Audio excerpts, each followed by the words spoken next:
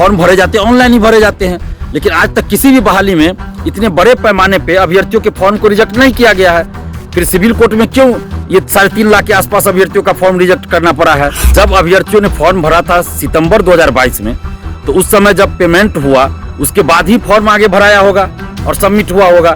कोई भी जब वैकेंसी के लिए फॉर्म आता है, ऑनलाइन फॉर्म भराया जाता है, तो पेमेंट होने के बाद ही फॉर्म पूरा रूप से भराता है और सबमिट होता है।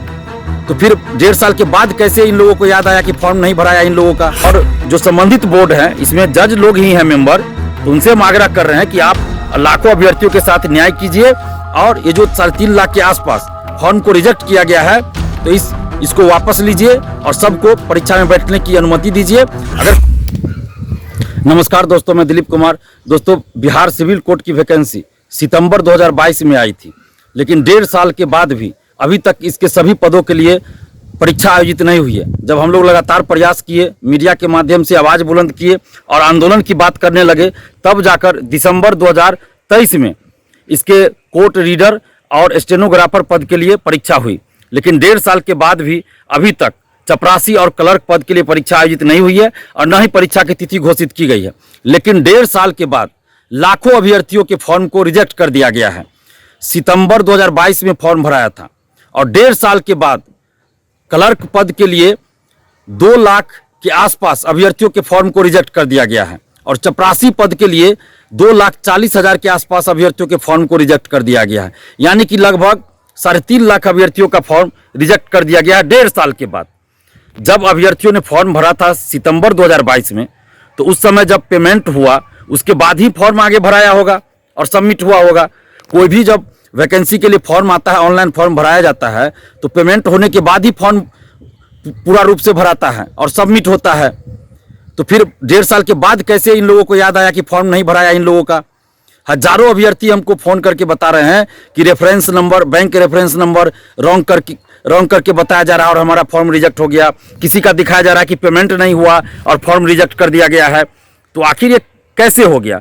जो संबंधित बोर्ड बना है इसके लिए, बिहार सिविल कोर्ट बहाली के लिए जो संबंधित बोर्ड है, उनसे हम ये आग्रह करेंगे कि आप इस बात को देखिए कि कोई टेक्निकल फॉल्ट तो नहीं हुआ है। निश्चित रूप से कोई टेक्निकल फॉल्ट हुआ है, क्योंकि हजारों लोगों ने फॉर्म भरा, लाखों लोगों ने फॉर्म भरा और आजकल तो सभी जो फॉर्म भरे जाते हैं ऑनलाइन ही भरे जाते हैं, लेकिन आज तक किसी भी बहाली में इतने बड़े पैमाने पे अभ्यर्थियों के फॉर्म को रिजेक्ट नहीं किया गया है। फिर सिविल कोर्ट में क्यों ये 3.5 लाख के आसपास अभ्यर्थियों का फॉर्म रिजेक्ट करना पड़ा है? तो जो संबंधित बोर्ड है उनसे हम आग्रह कर रहे हैं कि आप इसको देखिए, जो टेक्निकल कुछ गलती हुई है उसको सुधारिए, क्योंकि जब तक पेमेंट नहीं होता है तब तक तो आगे फॉर्म भरा ही नहीं जाता है। पेमेंट हो जाता है सक्सेसफुल, उसके बाद आगे लोग फॉर्म भरते हैं, फिर सबमिट करते हैं, तभी प्रिंट आउट निकलता है। और हजारों अभ्यर्थी हमें फ़ोन करके बता रहे हैं कि उनके पास प्रिंट आउट है, उन्होंने फॉर्म भर दिया था, सबमिट हो चुका था और पेमेंट भी हो चुका है, उनके पास सबूत है इस चीज़ का कि वो पेमेंट किए हैं और सक्सेसफुल हुआ है पेमेंट। तो अगर कुछ गलती इसमें लग रहा है आपको हुआ है, तो ये तो बैंक और संबंधित बोर्ड के बीच की बात है। तो आप बैंक से देखिए कि क्या मामला हुआ नहीं हुआ, या जो आपने जो बनाया है, सॉफ्टवेयर बनाया, उसमें देखिए क्या खामियां रहा। तो इसकी सजा जो है अभ्यर्थियों को क्यों दे रहे हैं? ये बैंक और संबंधित बोर्ड के बीच की बात है। और कहीं भी कुछ अन्याय होता है तो लोग कोर्ट में जाते हैं न्याय के लिए। तो ये तो कोर्ट का ही मामला है। जो संबंधित बोर्ड है उसमें तो बोर्ड के जो मेंबर है वो जज लोग ही हैं। तो आप सभी से हम आग्रह करें, जो संबंधित बोर्ड है उसके जो मेंबर हैं, जो अध्यक्ष हैं, यानी कि हम पूरे बोर्ड से ही आग्रह कर रहे हैं, विनती कर रहे हैं कि लाखों अभ्यर्थियों के साथ न्याय कीजिए और ये जो 3.5 लाख के आसपास अभ्यर्थियों का फॉर्म रिजेक्ट किया गया है, तो इसको आप देखिए और सुधार कीजिए और इन लोगों को फॉर्म में सुधार करके आप देखिए और परीक्षा में बैठने की अनुमति दीजिए और जल्द ही परीक्षा की तिथि भी घोषित कीजिए। क्लर्क और चपरासी पद के लिए जो परीक्षा नहीं हुई है, इस परीक्षा की तिथि भी घोषित कीजिए और ये जो 3.5 लाख के आसपास अभ्यर्थियों का फॉर्म रिजेक्ट किया गया है, तो इनके साथ न्याय कीजिए और आप इस भूल को सुधारें, क्योंकि ये भूल बोर्ड की तरफ से हुआ है, न कि अभ्यर्थियों की तरफ से। बोर्ड और ये बैंक की तरफ से गलती हुई है। तो आप देखिए कि क्या गलती हुआ है। अगर आपको लगता है अभ्यर्थियों को मौका दे दीजिए फिर सुधार का, क्योंकि अभ्यर्थियों के पास तो सबूत है, इनके पास पेमेंट करने का सबूत है, पेमेंट हो चुका है सक्सेसफुल, इसका भी सबूत है। और हजारों अभ्यर्थी हमको बोल रहे हैं कि जो फॉर्म रिजेक्ट हुआ उसमें लिखा हुआ है पेमेंट सक्सेसफुल नहीं हुआ किसी का, तो किसी का बैंक रेफरेंस नंबर रॉन्ग करके या और भी तरह से कुछ लिख के फॉर्म को रिजेक्ट किया गया है, जबकि अभ्यर्थी का कहना है कि उनके पास पूरा सबूत है, कि उनका पेमेंट सक्सेसफुल हो चुका है, और जब तक पेमेंट सक्सेसफुल नहीं होगा तो आगे तो फॉर्म भराएगा ही नहीं। तो कहीं भी फॉर्म में होता है और सबमिट भी नहीं होगा, ना ही उसका प्रिंट निकलेगा पूरा। तो ये देखने वाली बात है।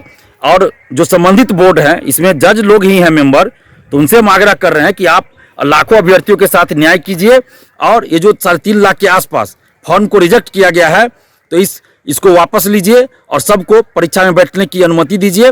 अगर कुछ टेक्निकल फॉल्ट हुआ है तो उसको सुधार कीजिए, बैंक से बात कीजिए, सुधार कीजिए, और परीक्षा की तिथि भी जल्द घोषित कीजिए। और ये जो 3.5 लाख फॉर्म रिजेक्ट हुआ है, इन लोगों के साथ न्याय कीजिए, नहीं तो फिर मजबूरन हम लोगों को धरना देना पड़ेगा, अनशन करना पड़ेगा न्याय के लिए, जो कि अच्छा नहीं लगेगा, क्योंकि ये कोर्ट का मामला है। तो हम चाहते हैं कि जो भी जज साहब इसमें हैं, मेंबर है या चेयरमैन है, उनसे आग्रह कर रहे हैं, विनती कर रहे हैं कि इन 3.5 लाख अभ्यर्थियों के साथ न्याय कीजिए और सुधार कीजिए। धन्यवाद। जय हिंद।